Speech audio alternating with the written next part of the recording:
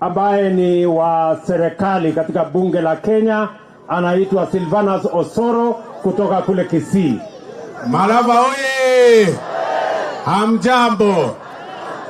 Kwanza kabisa nataka nishukuru nyinyi watu wa jamii ya Mlembe.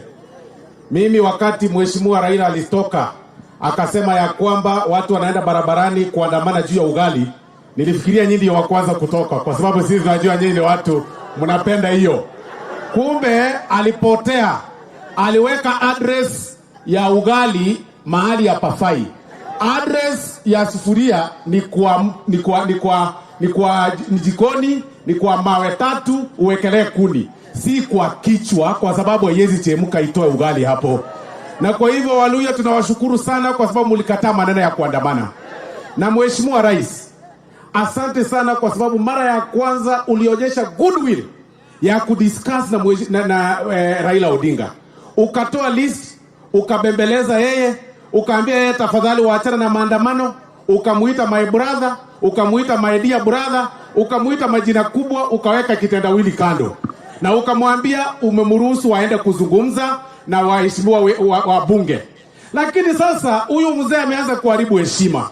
Na wewe ndio uliinua Biblia, ukasema ya kwamba uta-protect constitution. Jumaine, Your Excellency, stamp your authority. Nairobi hatutaki fujo, watu wetu wanataka kufanya kazi. Huyu mzee asijaribu kutoka aende kuangamiza mahasla ambao wanafanya kazi. Walichoma supermarket ya mtu wa chini kule Embakasi, watu wakapoteza kazi kama 15. Wakachoma matatu ya jamaa alikuwa anafanya matatu kule Kangemi, wakasimamisha wakaichoma. Yule makanga hana kazi, yule driver hana kazi. Wakaingia kwa hardware, wakavunja hizo vitu, nasikia wamezipeleka wanafanya sijui kama scrap. Na tena Jumaine aruhusiwe afanye hiyo vitu. Na yet kuna serikali kweli, mtakubali aruhusiwe? Na sisi tuko tayari kumsikiza.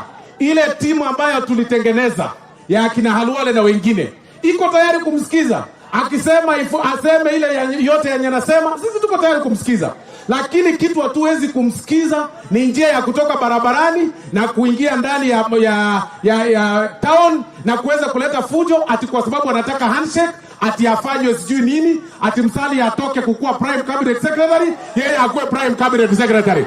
Nyinyi Waluya mtakubali namna hiyo? Anataka Musalia atoke, yeye aingie hiyo kiti kwa sababu anadharau Musalia. Mtakubali hiyo maneno? Asanteni sana, Mungu awabariki. Thank you. Yeah, John.